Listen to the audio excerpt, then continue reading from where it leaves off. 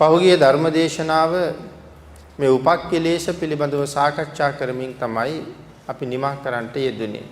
එතනදී අපි මේ උපක්ඛිලේශ පිළිබඳව කාරණා 16ක් සාකච්ඡා කරන්නට යෙදුණා. මේ පිළිබඳව වචන කීපයක් අද පැහැදිලි කරමින් දේශනාව එතන ඉඳලා ආරම්භ කරමු. පිළිතුරු මේ පහුගිය ධර්ම දේශනාවේ විවිධ උපක්ඛිලේශ පිළිබඳව සිහිපත් කරපු වෙලාවේ මේ අතීතානුධාවනං චිත්තං අනාගත පටිකංකානං ආදී වචන සිහිපත් කරන්නට යෙදුණා. එතන මේ අතීතානුධාවනං චිත්තං අනාගත පටිකංකානං කියලා සඳහන් කළේ ගිය ආස්වාසය ගැන හෝ එන්න තියෙන ආස්වාසය ගැන හෝ බලනවා කියන කාරණාවයි එතන සිහිපත් කරන්නේ. එක්ක ආස්වාස කරලා ඉවරයි. ඉවර වෙච්ච ආස්වාසය ගැන කල්පනා කරනවා. ඒ කියන්නේ සිත අතීතයට යනවා. එහෙම නැත්නම් එන්න තියෙන ප්‍රාස්වාසය ගැන කල්පනා කරනවා කියන්නේ සිත අනාගතයට යවනවා කියන කාරණාව. මේ ලීනං කියලා අපි සඳහන් කරපු වචනේ තේරුම ලීනං කියලා කියන්නේ කම්මැලිකම කියන එක. අතීත පග්ගහිතං කියලා කියන්නේ උනන්දුව වැඩි වෙනවා කියන කාරණාව. ඊට අමතරව මේ කාරණා දෙකෙන්ම සිත විසිරෙන බව සිහිපත් කරනවා. ඒ කියන්නේ කම්මැලිකම නිසා සිත විසිරෙනවා, උනන්දුව වැඩි වීම තුලත් සිත විසිරෙනවා. අභිරතං ඇල්මෙන් ආස්වාස කරනවා කියන කාරණාවත් අපනතං ව්‍යාපාද සහිතව ආස්වාස කරනවා කියන කාරණාවත් සිහිපත් කරනවා. ඊළඟට පින්නතුනි මේ ආනාපාන සති සමාධිය තියෙන කෙනාට මේ උපක්ඛිලේශ සංකල්ප තියෙනවා නම් නැත්නම් උපක්ඛිලේශ තියෙනවා නම් ඔහු මේ අදිචිත්තය කියන එක දන්නේ නැහැ කියලා සඳහන් කරනවා. ආනාපාන සතිය යම් කෙනෙකුට තියෙනවා නම් ඔහු ළඟ උපක්ඛිලේශත් ඇති වෙනවා නම් මේ අදිචිත්ත කියන කාරණාව ඔහු තාම අවබෝධ කරලා නැහැ, දන්නේ නැහැ කියලා සඳහන් කරනවා. ඔහුට ධානයට එන්න පුළුවන්කමකුත් නැති බව සඳහන් කරනවා. ඒ නිසා ඊළඟට පැහැදිලි කරනවා තවත් කරුණු කීපයක් මේ රාගානුපරිතං කියලා. රාගානුපරිතං කියලා සඳහන් කරන්නේ ආස්වාස ප්‍රාස්වාස නිමිත්ත මෙනෙහි කරද්දී උපන්නා වූ ප්‍රීතිය සුවය කියන කාරණාව. එහෙම නැත්නම් පෙර කල්පනා කරපු දේවල් ගැන නිරන්තරයෙන් කල්පනා කරනවා නම් සතුටු වුණු දේවල් ගැන මතක් වෙනවා නම් ඒ රාගය අනුව තියෙන සිත. පෙර සතුටු වෙච්ච දේවල්, කල්පනා කරපු දේවල්, සිනහසුණු දේවල්, ඒ වගේ දේවල් ගැන හිතනවා නම් ඒක රාගය අනුව සිදුවෙන දෙයක්. එහෙමත් නැතුව ආස්වාස ප්‍රාස්වාස කරද්දීම දැනෙන සුවය අනුව ඒ කාරණාව කළොත් එහෙම නැත්නම් රාගය අනුවම කළා කියලා සඳහන් කරනවා. ආස්වාස ප්‍රාස්වාස අනුවම ඒ ඇල්ම ඇති කරගත්තොත්, සතුට ඇති කරගත්තොත් ඒද රාගය සහිතව ආස්වාස ප්‍රාස්වාස කළා වෙනවා. ව්‍යාපාදානුපද්දං කියලා සඳහන් කරන්නේ ඒ කාරණාවමයි ආස්වාස ප්‍රාස්වාස පිළිබඳව යම් දෝමනසයක් තියෙනවා නම් හෝ පෙර අමනාපයක් සමග කරනවා නම් ඒක ව්‍යාපාදයට බරයි කියලා සඳහන් කරලා තියෙනවා. අදි චිත්ත කියලා කියන්නේ සිත මුල් කරගෙන තීරණය කරන අදි සමාධි හෙවත් ධ්‍යාන මට්ටම් වලට එළඹීම සම්බන්ධයෙන් සඳහන් කරන කරුණු. ධ්‍යාන මට්ටම් වලට එළඹීම පිළිබඳව කියලා සඳහන් කරනවා.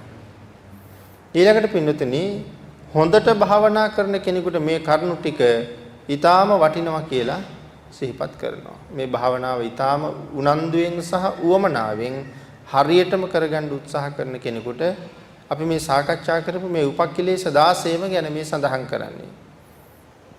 ඒ කාරණා 16ම හඳුනා ගන්න එක ඊටාම වටිනවා. එහෙම නොදැනගත්තොත් කොයි ක්‍රමයකින් හරි ওই ක්ලේශයකට බර වෙන්න පුළුවන්. ඒ නිසා ඔහු තුල මේ කරුණු තියෙන්න පුළුවන් කියලා සඳහන් කරනවා අඩු වැඩි වශයෙන්. ඒ මොන කරුණුද? ඒ උපක්ඛිලේශ. අඩු වශයෙන් සහ වැඩි වශයෙන් තියෙන්න පුළුවන්. සඳහන් කරනවා. නමුත් ඇතැම් අවස්ථාවල් වල ඒ කාරණාව ඊ타ත්ම සියුම් වෙන්නත් පුළුවන් අපිට අවබෝධ නොවන තරම්ම සියුම්. ආන් ඒ නිසා මනා සිහියකින් බලාගෙන හිටියොත් විතරයි ඒ සියුම් කාරණාව හොඳට වැටහෙන්නේ. එහෙම නැතුව සියුම් ලෙස ඒ ක්ලේශය තිබුණත් ඒක සමාධියට බාධාවක් බවයි සඳහන් කරලා තියෙන්නේ. එහෙමනම් අපි අද දේශනාව එතන ඉඳලා පටන් ගන්නවා.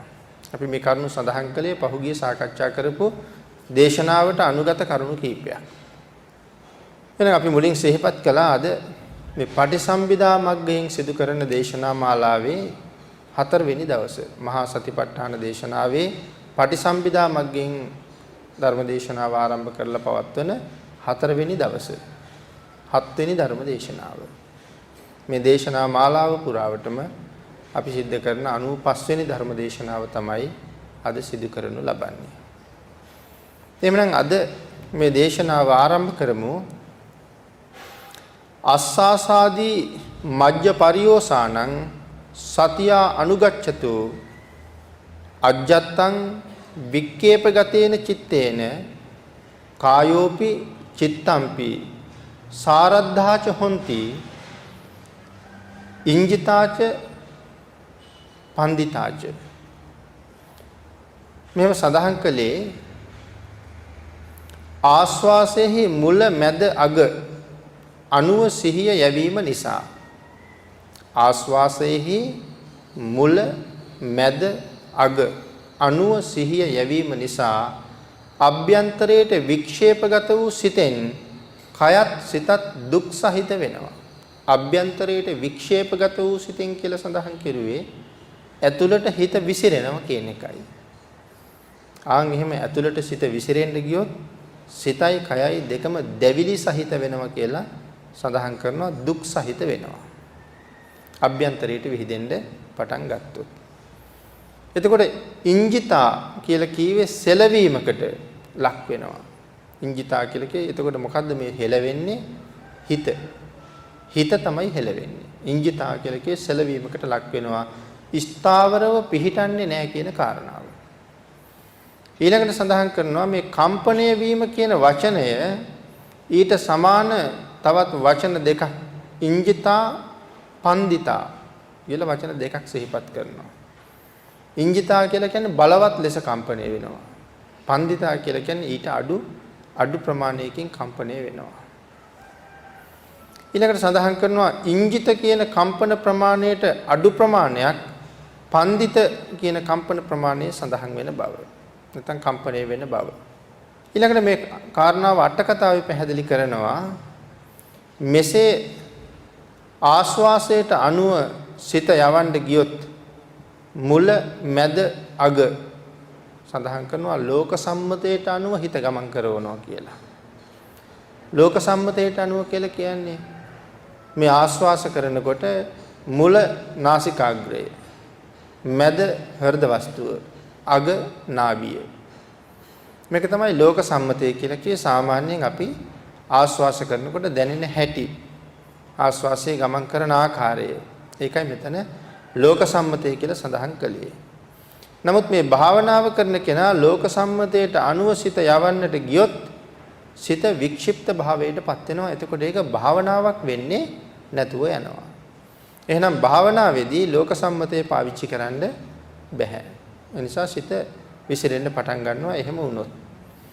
ඒ නිසා සිත ස්ථාවර නොවන නිසා සඳහන් කරනවා නිමිත්ත නාසය අග සිහිය පවත්වන්නේ නැතුව නාසය හරහා හෘදය මධ්‍යයේ නාභිය අවසානයේ නාසය අග ආරම්භය හෘදය මැද නාභිය අග එහෙම කල්පනා කරලා මේ භාවනාව සම්පූර්ණ කරන්න කෙනෙක් උත්සාහ කරුවොත් හිත යවුවොත් එහෙම නැත්නම් ඒ ඔස්සේ හිත දිවෙව්වොත් සමාධියට එන්න පුළුවන් කමක් නැහැ කියලාම පැහැදිලි කරලා තියෙනවා. ඒ කියන්නේ එතකොට හිත එහෙම ඇවිදිනවා. එක තැනක තියාගෙන සමාධියක් ගොඩ නැගෙන්නේ නැතුව යනවා. ආන්ගේ සමාධියට නොයන නිසා කයත් සිතත් දුක් සහිත වෙනවා කියලා සඳහන් කරනවා. විශාල කාලයක් යොදාගෙන භාවනාව කළා. නමුත් සිත සමාධියකට ආවෙම නැති නිසා කයයි සිතයි දුක් සහිත භාවයටපත් වුණා. විතරයි එතනින් සිද්ධ වෙලා තියෙන්නේ. ස්ථාවර තත්වයකටපත් නොවිච්ච නිසා. සඳහන් කරනවා එහෙම ස්ථාවර තත්වයකටපත් වෙලා ඉංජිත කියන මට්ටමින් කම්පණය වෙනවා. මේ සිත විශාල වශයෙන් සෙලවෙනවා.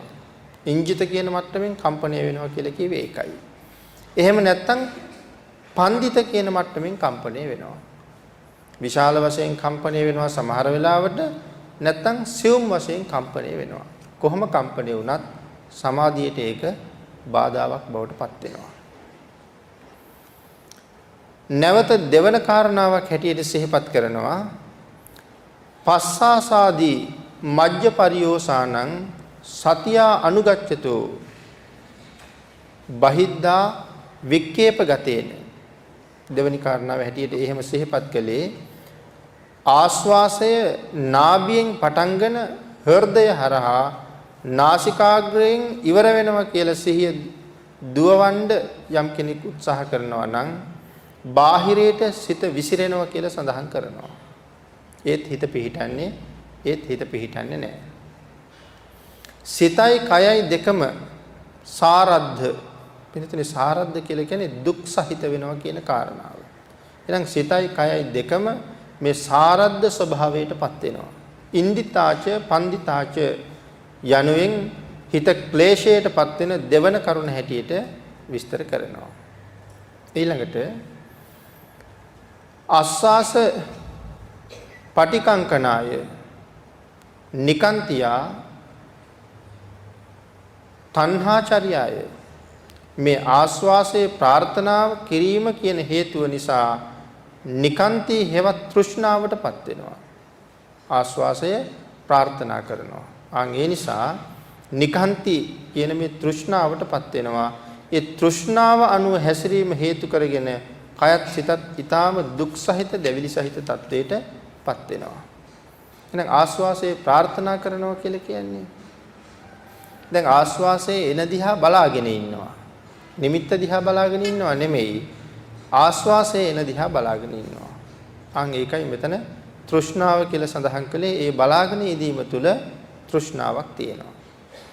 එහෙම තෘෂ්ණාවක් සහිතව මේ භාවනාව සිදු කරන්න ගියොත් ඒත් සමාධියට එන්න බැරි වෙන නිසා සිතයි කයයි දෙකම දුක් සහිත තත්වයටපත් වෙනවා. ඒ නිසා කම්පණයටපත් වෙනවා සමාධිය එන්නේ නැහැ කියලා සඳහන් කරනවා. තෘෂ්ණාවෙන් බලාගෙන හිටපු නිසා. ඊළඟට පින්වත්නි පළමු කරුණ මත නැවත සිහිය පහදන ආකාරය සඳහන් කරනවා. නහය, හෘදය, නාභිය අභ්‍යන්තරට හිත විහිරෙනවා. පළවෙනි කරුණානුව සිහිපත් කෙරුවොත් නහයෙන් පටන් අරගෙන හෘදයෙන් ගිහිල්ලා නාභියෙන් අවසාන වෙනවා. දෙවෙනි කාරණාව හැටියට සිහිපත් කළා නාභියෙන් පටන් අරගෙන හෘදය හරහා නාසිකාග්‍රයෙන් ඉවර වෙනවා. එතකොට මේ ආකාර දෙකෙන්ම උනේ හිත එක්ක අභ්‍යන්තරයට විසිරුණා නැත්නම් බාහිරයට විසිරුණා. ඒ නිසා සමාධියේ නොලැබෙන බව සිහිපත් කළා. නමුත් එතකොට මේකේ නිවැරදි ක්‍රමය මොකද්ද? එහෙම ප්‍රශ්නයක් අහලා ආය ඒක විස්තර කරනවා. සමහර කෙනෙක් නාසිකාග්‍රයෙන් නාභියෙන් කෙරවල වෙන්න බැලුවා. ඒ ආස්වාස කරද්දී සමහර කෙනෙක් ප්‍රාස්වාස කරද්දී නාභියෙන් පටන් අරගෙන නාසිකාග්‍රයෙන් කෙරවල කළා. ඒ දෙකම වැරදි කියලායි දැන් මෙච්චර වෙලා මේ සිහිපත් කළේ. ඊළඟට ප්‍රශ්නයක් අහනවා නිවැරදි ක්‍රමය මොකක්ද කියලා. නිවැරදි ක්‍රමය ඊළඟට පැහැදිලි කරනවා. දීර්ඝ නහයක් ඇති කෙනෙක් නම් නාසිකාග්‍රයට හිත යොමු කරනවා. දීර්ඝ නහයක් තියෙනවා නම් නාසිකාග්‍රයට සිත යොමු කරනවා. එතන හිත නවත්තගෙන ඉන්න ඕන කියලා සඳහන් කරනවා. නාසිකාග්‍රේ අග හිත නවත්තගෙන ඉන්න ඕන. කෙටි නහයක් තියෙනවා නම් උඩුතොලේ අග එතන හිත නවත්තගෙන ඉන්න ඕන. දැන් මේ කරුණු අපි කලින් සාකච්ඡා කරලා තියෙන කරුණු මේ. මොකද පටිසම්භිදා මග්ගයෙන් මේ සාකච්ඡා කරන්නේ කලින් විසුද්ධි මාර්ගයෙන් සාකච්ඡා කරපු කරුණුම ඊට වඩා ගැඹුරින් විස්තර කරන එක. විසුද්ධි මාර්ගයට වඩා පටිසම්භිදාව ගැඹුරුයි කියලා සඳහන් කළාට විසුද්ධි මාර්ගයේ සාකච්ඡා කරලා මෙතන ඉන්න අයට පටිසම්භිදාව මං හිතන්නේ ඒ තරම් ගැඹුරු වෙන එකක් නෑ. මොකද මුලින් අහපු කරුණු වලට තවත් කරුණු ටිකක් එකතු වෙලා විතරයි තියෙන්නේ. ගැඹුරින් විස්තර කිරීමක් මුලින් දන්න නිසා ඒ තරම් අමාරු නැහැ. එහෙනම් හරි ක්‍රමයේ හැටියට මෙතන පැහැදිලි කරන්නේ නාසිකාග්‍රයේ අග නිමිත්ත දිහා බලාගෙන ඉන්නවා. ඉතින් මේ කාරණාව දැන් අපේ අයට මේ දේශනාව හොඳට අහලා නැවත නැවත අධ්‍යයනය කළා නම් මේකට උදාහරණ ගණනාවක් අපි සාකච්ඡා කෙරුවා. එක වෙලාවක සඳහන් කළා මේ වෙලාවට හරියට දොරටුපාලෙක් වාගේ වෙන්න කියලා. දොරටුපාලයාට දොරටුවෙන් පිටපැත්තේ ඉන්න අයගෙන් වැඩකුත් නැහැ. ඇතුලේ ඉන්න අයගෙන් වැඩකුත් නැහැ. ඇතුලේ ඉඳලා එළියට එන කෙනා එයා පරීක්ෂා කරනවා. එළියේ ඉඳලා ඇතුලට යන කෙනා පරීක්ෂා කරනවා. නමුත් පාර දිගේ යන අය පරීක්ෂා කරන්නෙත් නැහැ. ඇතුලේ ඉන්න අය පරීක්ෂා කරන්නෙත් නැහැ. එහෙනම් දොරටුපාලෙක් වෙන්න. එහෙනම් නාසිකාග්‍රය මත තියෙන නිමිත්තේම සිත පිහිටවාගෙන ඉන්න කියන කාරණාවයි ඒ සිහිපත් කළේ. එහෙනම් නිවැරදි කාරණාව මොකක්ද කියලා විස්තර කරන්නේ මේ කාරණාවයි. මෙතන ඉන්න ඇතුළට යන්නත් එපා, එළියට එන්නත් එපා. ඒ උපදේශයට පිටින් යම් කෙනෙක් ගියොත් හිත විසිරෙන්න පටන් ගන්නවා කියලා දේශනා කරනවා. මේ උපදේශයට යම් කෙනෙක් අකීකරු වෙනවා නම් එයාට මේ භාවනාවෙන් බලාපොරොත්තු වෙන ඵලය ලබන්න බැරුව යනවා. එහෙනම් මේ උපදේශයට කීකරු වෙන්නම වෙනවා. ඊළඟට පින්නතේ තුන්වෙනි කාරණාව ආස්වාස පටිකංකනාය නිකාන්තියා තණ්හා චර්යා. ඒ කියවේ ආස්වාසයෙන් ආයාසයෙන් ආස්වාස කිරීම. ආයාසයෙන් ආස්වාස කරනවා කියලා කියන්නේ හිතාමතා ආස්වාස කරනවා කියන එකයි. සාමාන්‍යයෙන් ආස්වාස ප්‍රාස්වාස අපි නොහිතාම සිද්ධ වෙනවා. ආයාසයෙන් ආස්වාස කරනවා කියලා කියන්නේ අපි හිතාමතාම හුස්ම ගන්න උත්සාහ කරනවා. මෙහෙම ආස්වාස කරන්න ගත්තොත් ඒක භාවනා ක්‍රමය ආපහු වික්ෂිප්ත භාවයට පත් කරනවා, වෙනස් කරනවා. ඒ නිසා සඳහන් කරනවා ආස්වාසය මුල් කරගෙන කරන භාවනා ක්‍රමයක් නිසා මා ඊතා උත්සාහයෙන් ආස්වාස කළ යුතුයි කියලා කෙනෙක් කල්පනා කරන්න පුළුවන්. මේ භාවනාව ආස්වාස ප්‍රාස්වාස මුල් කරගෙන කරන භාවනාවක්. ඒ නිසා මම ඒක ඊටාම සිහියෙන් කළ යුතුයි කියන කල්පනාවට ඇවිල්ලා හිතාමතාම හුස්ම ගන්න පටන් ගන්න පුළුවන්. නමුත් ඒ ක්‍රමය වැරදි කියලායි මෙතන සඳහන් කරන්නේ. ඒ නිසා සඳහන් කරනවා එහෙම හිතලා තණ්හාවක් උපද්දවනවා. අන්න ඒක නිකාන්තියා නම් වූ තෘෂ්ණාවයි. එහෙම හිතලා ඇති කරගන්නා වූ තණ්හාව මේ නිකාන්තියා නම් වූ තෘෂ්ණාවයි කියලා සඳහන් කරනවා. එහෙම වුණොත් කයයි සිතයි දෙකම ආපහු විසිරෙන්න පටන් ගන්නවා. කායෝපි චිත්තම්පි සාරද්ධාච හොಂತಿ. කයත් සිතත් දුක් සහිත වෙනවා.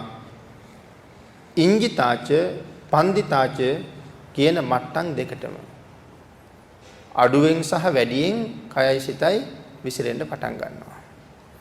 ඉන්දිතා දැඩි කම්පනය, පන්දිතා කීවේ මන්ද වූ කම්පනය. පස්සාස පටිකංකනාය නිකාන්තියා තණ්හා චර්යාය කායෝපි චිත්තම්පි ඉංජිතාච පන්දිතාච හොಂತಿ යනුවෙන් හතරවෙනි කාරණාව පැහැදිලි කරනවා. මේ ආස්වාස ප්‍රාස්වාස කරනකොට තණ්හාව සහිතව ආස්වාස කිරීමෙන් මේ හතරවෙනි උපක්ලේශය උපදිනවා කියලා සඳහන් කරනවා. තණ්හාව සහිතව ආස්වාස කිරීමෙන් හතරවෙනි උපක්ලේශය උපදිනවා. මේ කෙලස් හයක් ගැන මේ කතා කරන්නේ. ඒ නිසා සිත සමාධියට නොයා විසිරෙනවා, කම්පණය වෙනවා කියලා සඳහන් කරනවා. තණ්හාව සහිතව ආස්වාස කරන්න ගියොත්. ඊළඟට පස්වෙනි කාරණාව සඳහන් කරනවා අස්සාසේ නාබිතුන් හස්ස පස්සාස පටිලාභේ මුංචිතත්තා කායෝපි චිත්තම්පි සාරද්ධාච හොಂತಿ ඉංජිතාච පන්දිචාච යනුවෙන් පස්වෙනි කාරණාව පැහැදිලි කරනවා. ආස්වාසයේදී සතුටු නොවි එහි ඇති අපහසුතාවයක් නිසා ඒ ගැන අසතුටක් ඇති කර ගන්නවා. ආස්වාසයේදී සතුටටපත් වෙන්නේ නැතුව එහි ඇති වුණ අපහසුතාවයක් නිසා අසතුටටපත් වෙනවා. එහි ඇති වුණ අපහසුතාවයක් නිසා කියලා සඳහන් කරන්නේ. සමහර වෙලාවට ආස්වාස කරන අතරේ එකපාරම වෙනත් සිතුවිල්ලක් එන්න පුළුවන්. ඊටාම වේගවත් ඒ කාරණාව.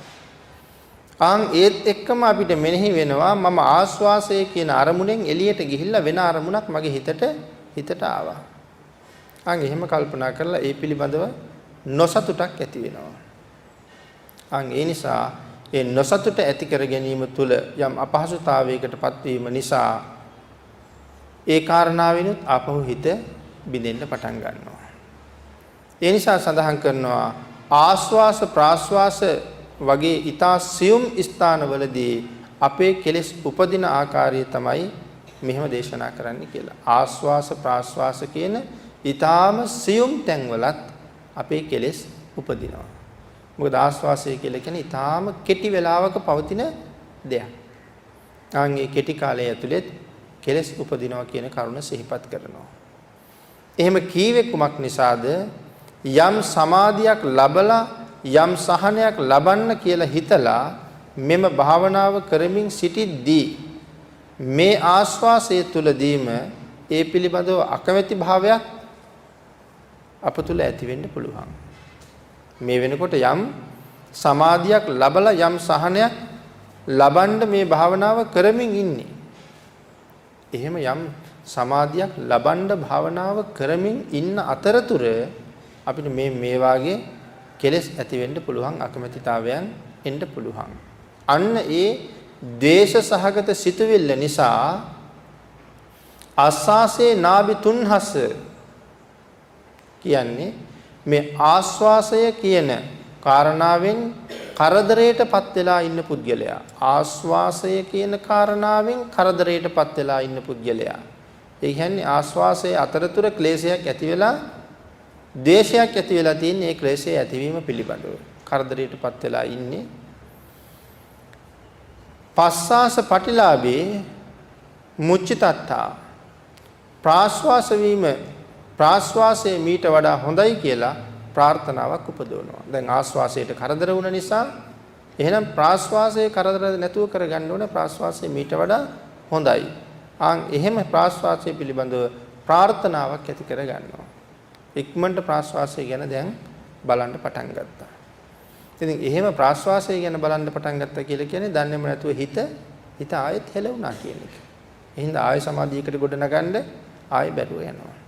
එම ප්‍රාර්ථනාවෙන් ඔහු මත් වෙනවා කියලා සිහිපත් කරනවා. ඉතින් මේක මේ සාමාන්‍ය කෙනෙකුට එකපාර දැනෙන දෙයක් නෙමෙයි. මොකද දැනෙන්නේ නැහැ කියලා කිව්වේ මේ කරුණ ඊ타මත්ම සියුම් තත්ත්වයේ තියෙන්නේ.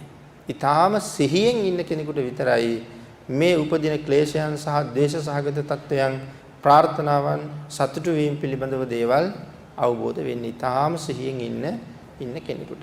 ඒ නිසායි සඳහන් කළේ ඒ ප්‍රාර්ථනාවෙන් ඔහු මත් වෙනවා. ඔහුට සිහිය මදි නිසා හිතෙනවා ප්‍රාශ්වාසය මීට වඩා හොඳයි කියලා. සිහිය මදි. ඒ නිසා හිතෙනවා ආශ්වාසයට වඩා ප්‍රාශ්වාසය හොඳයි කියලා. අන්න එහෙම හිතුවට ඉන්දිතාච පන්දිතාච කියන මට්ටම් දෙකෙන් හිත කම්පණය වෙන්න පටන් ගන්නවා. එහෙනම් පන්දිතාච කියලා කිව්වේ ඊට සියුම් විදිහට කම්පණය වෙනවා. එක්කෝ දැඩි විදිහට කම්පණය වෙනවා. එහෙම නැත්නම් සියුම් විදිහට කම්පණය වෙනවා. ඉන්දිතාච පන්දිතාච කියලා සඳහන් කළේ ඒ නිසා. අස්සාසේ නාභි තුන්හස් අස්සාස පටිලාභේ මුංචිතත්තා කායෝපි චිත්තම්පි සාරද්ධාච හොಂತಿ ඉන්දිතාච පන්දිතාච. ඊළඟ කාරණාව දේශනා කරලා තියෙනවා ඒ ආකාරයට ආස්වාසයේදී සහනය මදි වූ නිසා ප්‍රාශ්වාසයේ පිළිබඳව අකමැති වෙනවා. ආශ්වාසයේදී නෙමෙයි ප්‍රාශ්වාසයේදී සහනය මදි වුණ නිසා ප්‍රාශ්වාසයේ පිළිබඳව අකමැත්තක් ඇති කර ගන්නවා. ඒ නිසා හිතනවා මීළඟ ආශ්වාසය හොඳ වෙයි කියලා. දැන් ප්‍රාශ්වාසය ගැන අකමැත්ත ඇති වෙලා තියෙන්නේ බලාපොරොත්තු වෙමින් ඉන්නවා ඊළඟ ප්‍රාශ්වාසය හොඳ එකක් බවට පත් කර ගන්න. මට මීට වඩා හොඳින් දැනගන්න පුළුවන් වෙයි කියලා කල්පනා කරනවා ඊළඟ ආස්වාසය. හිත එකඟ කරගන්න පුළුවන් වෙයි ඒ ආස්වාසයේදී කියලා නම් හිතෙනවා. ප්‍රාස්වාසයෙන් කරදර වුණු කෙනා ඊළඟට ආස්වාසය පිළිබඳව තණ්හාවක් ඇති කරගන්නවා. ප්‍රාස්වාසයෙන් කරදර ලැබලා ඊළඟට ආස්වාසය ගැන තණ්හාවක් ඇති කරගන්නවා. ඒ නිසා අනාගතේ ප්‍රාර්ථනා කළා කියලා එතනදී සඳහන් කරනවා. ඊළඟට පින්වතුනි මේ සතිපට්ඨාන සූත්‍රයේ කියන කාරණාවම අතීතං නාන්වාගමෙය්‍ය නප්පටිකංකේ අනාගතං සඳහන් කරනවා. මේ බද්දේකරතර සූත්‍රවල තමයි මේ ප්‍රකාශය කරලා තියෙන්නේ. කොහොමද දේශනා කරන්නේ? අතීතයට හිත යොමු කරන්නත් එපා. සතිපට්ඨාන සූත්‍රයේ තියෙන කාරණාවම බද්දේකරත සූත්‍රවලත් පැහැදිලි කරලා තියෙනවා භාවනාව ගැන විස්තර කරන තැන. එතනදී සඳහන් කරන්නේ අතීතයට හිත යොමු කරන්නත් එපා. නප්පටිකංකේ අනාගතං. අනාගතේ ප්‍රාර්ථනා කරන්නත් එපා. අතීතයට හිත යොමන්නත් එපා. අනාගතේ ප්‍රාර්ථනා කරන්නත් එපා. හේතුව තමයි පින්නතුනි මේ දෙකම තියෙන්නේ අනාගතේ ප්‍රාර්ථනා කිරීම නිසා ඇතිවෙන කෙලෙස් සහිත බවක්. අනාගතේ ප්‍රාර්ථනා කිරීමෙන් ඇතිවෙන්නේ කෙලෙස් සහිත බවක්. අතීතේ ප්‍රාර්ථනා කිරීමෙන් ඇතිවෙන්නේ කෙලෙස් සහිත බවක්. මෙතන සඳහන් කරනවා අතීතයට හිත යොමු කරන්න එපා ඒ හින්දා. අනාගතේ ප්‍රාර්ථනා කරන්නත් එපා.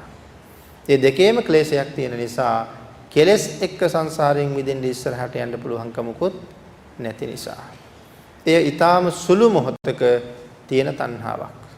මේ අනාගතේ ප්‍රාර්ථනා කිරීමත් අතීතේ බැලීමත් ඊටාම සුළු මොහොතක්. එහි පිල්ලම් ගන්නවටත් වඩා අඩු කාලයක ඇති වෙන තෘෂ්ණාවක් මෙතන තියෙන. ඒවා ඊටාම සියුම් තත්ත්වයේ තියෙන තෘෂ්ණාවක්. ඒ නිසා ප්‍රාශ්වාස කරද්දී ඊළඟ ආශ්වාසයේ පිළිබඳව තියෙන තණ්හාව ආශ්වාස කරද්දී ඊළඟ ප්‍රාශ්වාසයේ පිළිබඳව තියෙන තණ්හාව පින්නතුනි ඊතා සුළු මොහොතක ඇති වෙනවා වුණාට ඒ කාරණාව සුළු කොට තකන්න එපා කියලා සඳහන් කරනවා.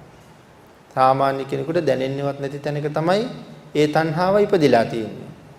හැබැයි ඒක සුළු කොට තකන්න නම් එපා. දැන් එතකොට දැන් තෘෂ්ණාව කියලා කතා කරපුවම අපිට මහා ලොකු තෘෂ්ණාවල් ගැනත් අපි කතා කරනවා. මේ ලෝකේ විශේෂ වශයෙන් විශාල වශයෙන් අත්පත් කරගත්ත දේවල් පිළිබඳව තියෙන තෘෂ්ණාවල්, සීමාවක් නැති තෘෂ්ණාවල්. එතකොට ඒ වාගේ තෘෂ්ණාවල් නෙමෙයිනේ මේ කතා කරන්නේ. අතීතේ ප්‍රාර්ථනා කරන්නත් එපා, අනාගතේ ප්‍රාර්ථනා කරන්නත් එපා. නැත්නම් අතීතයට යන්නත් එපා, අනාගතේ ප්‍රාර්ථනා කරන්නත් එපා. ඊටාම සියුම් තැනක තියෙන්නේ. බොහොම සුළුයි. හැබැයි පැහැදිලි කරනවා සුළු කොට තකන්න එපා කියලා. ඇයි සුළු කොට තකන්න එපා කියලා කියන්නේ? තණ්හාව මොනතරම් සංකීර්ණද කියලා එතන විස්තර කරනවා. තණ්හාව කියන ධර්මතාවය කොයිතරම්නම් සංකීර්ණද? හේතුව තමයි සමහර අයට හිතෙනවා මේ හුලං රැල්ලක් දිහා බලාගෙන ඉඳලා කොහොමද සංසාරයෙන් එතර වෙන්නේ කියලා. මේ කාරණාව පැහැදිලි කරනවා. කෙනෙකුට හිතන්න පුළුවන් සුලං රැල්ලක් දිහා බලාගෙන ඉඳලා කොහොමද සංසාරයෙන් එතර වෙන්නේ කියලා. කෙනෙකුට එහෙම හිතෙන්න පුළුවන්. හැබැයි මේ හුලං රැල්ල මට මොනවද කරලා තියෙන්නේ කියන කාරණාව පිළිබඳව හිතිලා නැහැ. ආන් ඒ කාරණාව පැහැදිලි කරනවා. භාග්‍යතුන් වහන්සේගේ දේශනාව අහලා නැති කෙනෙකුට තමයි එහෙම හිතෙන්නේ. නියම බුද්ධ දේශනාව අහලා තියෙන කෙනෙකුට කවදාවත් එහෙම හිතෙන්නේ නැහැ. හේතුව තමයි යම් කෙනෙක් එහෙම හිතනවා නම් ඊතර වෙන ක්‍රමයක් ගැන මේ ආස්වාස ප්‍රාස්වාස දිහා බලලා කොහොමද සසරින් ඊතර වෙන්නේ කියලා කෙනෙක් හිතනවා නම් බුදුරජාණන් වහන්සේ දේශනා කරලා තියෙන්නේම මේ ආස්වාස ප්‍රාස්වාස දිහා බලලා තමයි ඊතර වෙන්න පුළුවන් වෙන්නේ කියලා. කෙනෙක් අහනවා කොහොමද ඒක දිහා බලලා ඊතර වෙන්නේ කියලා. භාග්‍යතුන් වහන්සේ දේශනා කරලා තියෙනවා ඊතර වෙන්න පුළුවන් නම් මේක තමයි ඊතර වෙන්න තියෙන මඟ. ඒ කීවේ ඇයි එතකොට? අපේ ජීවිතේ පැවතිලා තියෙන්නේ මේ ආස්වාස ප්‍රාස්වාස ගාව. යම් කෙනෙක් නහයයි කටයි වහගෙන හිටියොත් ටික වෙලාවක් මොනතරම් වේදනාවක් ඇති වෙනවද? මේ ලෝකේ තියෙන දරුණුම තෘෂ්ණාව නැත්නම් ලොකුම තෘෂ්ණාව තියෙන්නේ වෙන කිසි දෙයකට නෙමෙයි ජීවිතය පිළිබඳව. ජීවිතයේ පිළිබඳව මොනතරම් තෘෂ්ණාවක් තියෙනවද කියන එක වැටහෙන්න පටන් ගන්නවා ටික වෙලාවක් හුස්ම නොගෙන හිටියොත්. අපි හුස්ම නොගෙන ඉන්න උත්සාහ කළොත් සාමාන්‍යයෙන් හුස්ම ගන්න පුළුවන්කම තියාගෙන බැරි වීගෙන එනකොට අපි හුස්ම ගන්නවමයි. නමුත් කවුරු හරි අපේ නහයයි කටයි දෙකම හිර කරලා තිබුණොත් ඒ වෙලාවට ඇති වෙන තෘෂ්ණාවේ සීමාව නම් කියලා නිම කරන්න බෑ. එදාට මේ ලෝකේ තියෙන අනික් සියලුම දේවල් අමතක කරලා මට ඊළඟ ආස්වාසය ලැබුණොත් ප්‍රමාණවත් කියන කාරණාවට එනවා. එහෙනම් මුළු ලෝකෙම තියෙන්නේ එතන. එහෙනම් සංසාර ගමන තියෙන්නේ එතන. මේ හුස්ම රැල්ල නතර වුණොත් මරණය සිද්ධ වෙනවා. එහෙනම් මරණයයි උපතයි කියන එකට තමයි සංසාර ගමන කියලා කියන්නේ. එහෙනම් සසර පැවැත්ම කියලා කියන්නේ ඉපදී මැරෙනවා. මෙරි ඉපදෙනවා. ඉතින් ඕක කොතනද තියෙන්නේ? මේ හුලං රැල්ල ගාව. ඒ හින්දා මෙතන ඇති වෙන තණ්හාව සුළු කොට තපන්න එපාම කියලා දේශනා කරනවා. අති ප්‍රබල තණ්හාවක් මෙතන මේ සියුම් තැනක උපදින්නේ. ආන් ඒ නිසා මේ උපක්ලේශයක් හැටියට දක්වන්නේ ඒකයි කියලා සඳහන් කරනවා. ආන් එතන ඇති වෙන තෘෂ්ණාව තමයි මෙතන උපක්ලේශයක් බවට දක්වලා තියෙන්නේ. ආස්වාස කරද්දී ඊළඟ ප්‍රාස්වාසයට තියෙන තණ්හාව, ප්‍රාස්වාස කරද්දී ඊළඟ ආස්වාසයට තියෙන තණ්හාව. හුස්ම ඉහළට ඇද්දානම් අපිට ඊළඟට වුමනා වෙන්නේ ඒක පහළට හෙලන්නමයි. පහළට හෙළුවා නම් ඊළඟ මොහොතේ අපි නොදැනම නමුත් ඒක ඉහළට ඇදෙනවා. ඉතින් මොනතරම් තෘෂ්ණාවක් එහෙමනම් එතන තියෙනවද කියන කාරණාව. ප්‍රාශ්වාස කරද්දී ඊළඟ ආශ්වාසය පිළිබඳවම හිතනවා.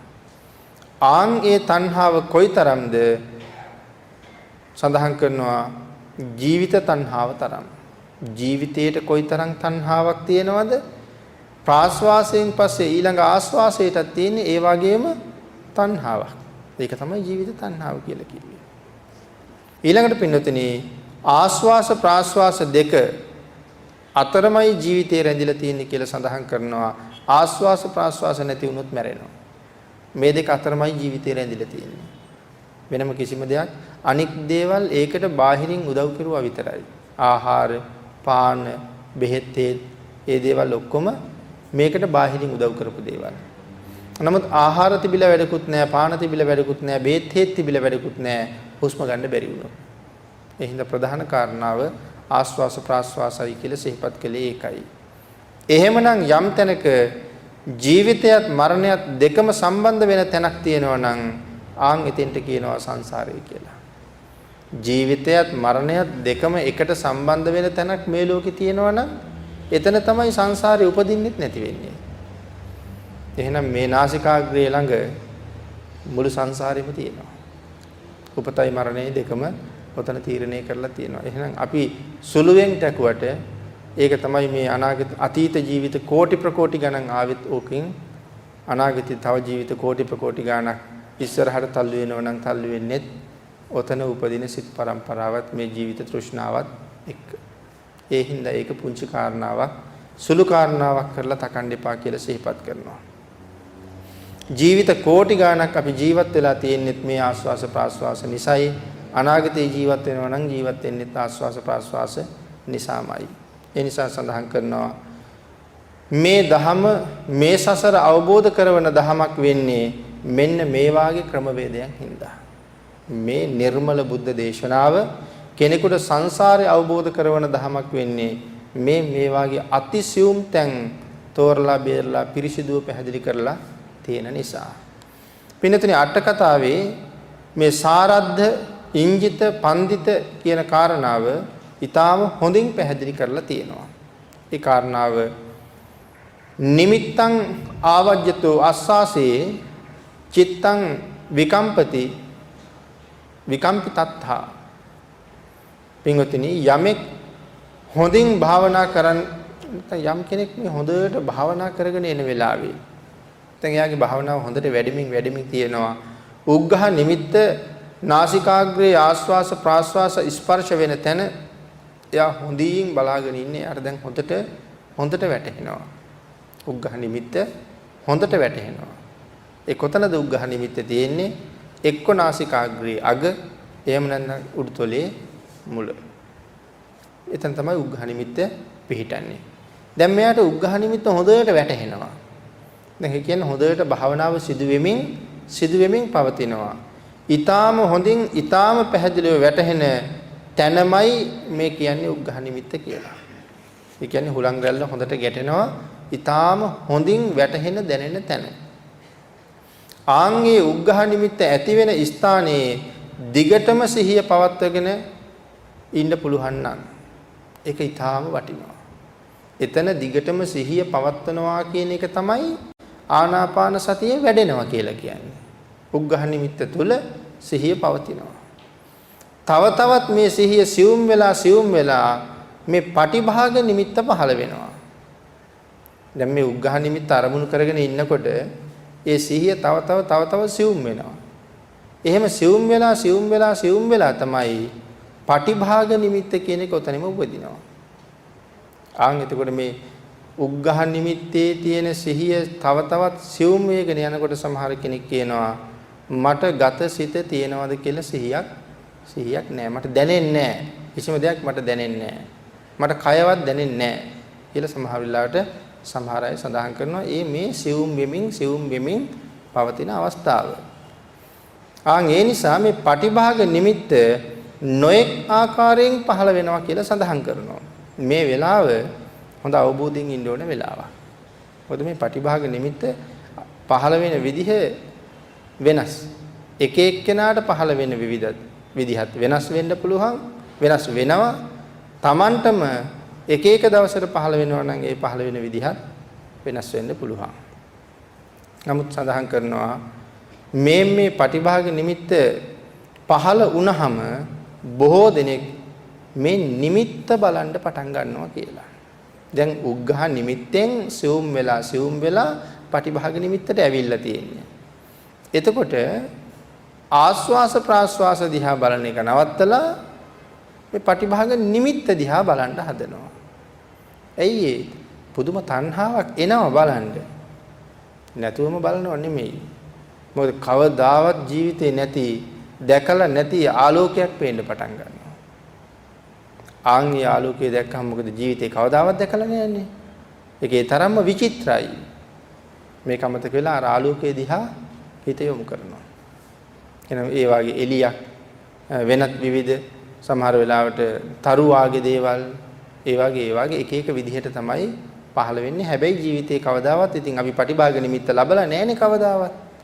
එතකොට ඒ පටිභාග නිමිත්තේදී හම්බ වෙනවා කියන මේ සියුම් ස්වභාවය කවදාවත් ලැබිලා නැති නිසා එතෙන්ට ඊළඟට තෘෂ්ණාවෙන් ඇලෙන්න පටන් ගන්නවා. ඒකයි මෙතන සඳහන් කරන්නේ බොහෝ දෙනෙක් මේ නිමිත්ත බලන්න පටන් ගන්නවා ඊළඟට. ඒ නිසා නිමිත්ත වැඩියෙන් බැලුව ගමන් ආස්වාස පේන්නේ නැතුව යනවා.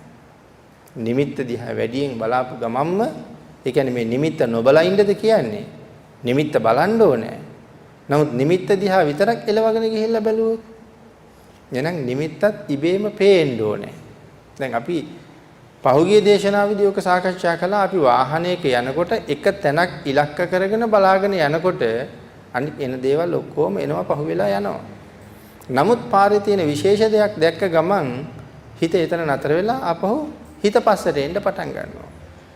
එහෙම වෙන්නේ නැතුව ආස්වාස දකින්න ගමන්ම නිමිත්තක් දකින්නවා. නමුත් විශේෂයෙන් නිමිත්ත දිහා බලනවා නෙමෙයි.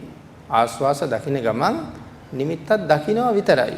ඒකයි මෙතන සඳහන් කරන්නේ නිමිත්ත වැඩියෙන් බැලුව ගමන් ආස්වාස පේන්නේ නැතුව යනවා. ඒක ක්ලේශයක්. නිමිත්තට හිත යොමු වුණා කියන්නේ ක්ලේශයක්නේ. කෙලෙස් ඇති වුණා ඒක බලන්න. නිමිත්තං ආවජ්ජතෝ අස්සාසේ චිත්තං විකම්පිතත්තා. නිමිත්ත ආවර්ජනය කරන පුද්ගලයාට ආස්වාසයේ සිත කම්පණය වෙනවා. නිමිත්ත ආවර්ජනය කරලා බලන්න ගියපු ගමන් ආස්වාසයේ සිත කම්පණය වෙනවා කියලා කියන්නේ ආස්වාස පේන්නේ දැනෙන්නේ නැතුව යනවා. එහෙම කම්පණය වීම නිසා කයත් සිතත් දැවිලි සහිත දුක් සහිත තත්වයටපත් වෙනවා. ආස්වාස අතහැරලා නිමිත්ත දිහා බලන්න ගියපු ගමන් ආස්වාසත් නැහැ නිමිත්තත් නැහැ දෙකම නැතුව යනවා. එතකොට නම් පුදුම දුකක් හිතෙන්නේ පටන් ගන්නවා. ඒකයි කයයි සිතයි දෙකම දැවිලි තත්වයටපත් වෙනවා. හේතුව තමයි ආස්වාසයේ ආවර්ජනය කරනවාට වඩා නිමිත්ත ආවර්ජනය කරන්න යනවා. ආවර්ජනය කරන්න ඕනේ ආස්වාසය. නිමිත්ත ආවර්ජනය නොකරන්නම නෙමෙයි. ආස්වාස ආවර්ජනය කරන මට්ටමට වඩා නිමිත්ත ආවර්ජනය කරන්න යනවා. හේතුව තමයි අපි මුලින් සඳහන් කළේ කවදාවත් දැකලා නැති ආලෝකයක් වගේ දෙයක් දකිනකොට ඒ පැත්තට නිකම්ම ක්ලේශයෙන් අපි බර වෙන්න පටන් ගන්නවා. ලැබුණ දේ අනුව සිත අතීතයට යනවා. මේ මොනතරම් හොඳද? ලැබුණ දේ අනුව සිත අතීතයට යනවා. මොනතරම් හොඳද? සඳහන් කරනවා පින්වතුනි, එහෙම හිතන්න මේ දැන් ලැබුණ දේ අනුව හිත අතීතයට යනවා කියලා කිව්වේ කවදාවත් දැකලා නැති ආලෝකයක් දැක්කා. දැන් ඒක ආවර්ජනය කරන්න පටන් ගත්තා. ඒ ආවර්ජනය කරනකොට හිතනවානේ මේක මොන වාගේ ලස්සන එළියක්ද? මේක කොයිතරම් හොඳද වාගේ අපිට හැඟීමක් එනවනේ ඒත් එක්කම. එතන මේක මොනතරම් හොඳද කියන සිතුවිල්ල. ඒකේ මේ කියන කාරණාව හිතෙනවත් එක්ක මේ කියන කාරණාවත් තියෙන්නේ අතීතේ.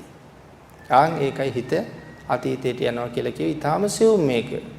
මේ කියන කාරණා මේ කියන අකුරෙත් භාගයක් කියවෙනකොටත් ඒක තියෙන්නේ අතීතේ. ඒකයි මෙතන සඳහන් කරන්නේ. එහෙම හිතනකොටත් හිත අතීතයට ගිහිල්ලා ඉවරයි. මේක මොනතරම් හොඳද? එතකොටත් හිත අතීතයට ගිහිල්ලා ඉවරයි. ඒ කියන්නේ හිත අතීතයට විසිරුණා. ඊට පස්සේ මේ සමාධිය නැතුව යනවා. ඊළඟට සඳහන් කරනවා වර්තමානයේ ඇතිවෙන නාම රූප වලින් හිත ගිලිහෙනවා. එහෙම අතීතයේ බලපු ගමන් වර්තමානයේ ඇතිවෙමින් පවතින නාම රූප වලින් සම්පූර්ණයෙන්ම හිත ගිලිහෙනවා. අතීතයට තණ්හාවෙන් ගමන් කරන නිසා ඒ උපක්ඛිලේශයක් බවට පත් වෙනවා. එතකොට වර්තමානයේ නැහැ. ඒ නිසා සිත සහ කය දෙකම දුක් සහිත දැවිලි සහිත තත්වයකටපත් වෙලා කම්පණය වෙනවා කියලා සඳහන් කරනවා. එක එක ප්‍රමාණයෙන් කම්පණය වෙනවා. ඉංජිතාජ පන්දිතාජ දැඩිව කම්පණය වෙනවා, සියුම් විදිහට කම්පණය වෙනවා. එක එක ප්‍රමාණයෙන් කම්පණය වෙනවා. අස්සාසං ආවජ්‍යතෝ නිමිත්තං චිත් අස්සාසං ආවජ්‍යතෝ නිමිත්තේ චිත්තම්පි තත්තා. එහෙම සඳහන් කරන්නේ මේ දැන් නිමිත්ත ආවර්ජනය කරන්න ගිහිල්ලා ආස්වාස නැතුව යනවා කියන කාරණාව. මොකද ආස්වාසය ආවර්ජනය කරන්න බැරුව යනවා. නිමිත්ත ආවර්ජනය කරන්න ගිහිල්ලා ආස්වාසය ආවර්ජනය කරන්න බැරුව ගියා. ඒකයි සඳහන් කරන්නේ අස්සාසං ආවජ්‍යතෝ නිමිත්තේ චිත්තම්පි තත්තා.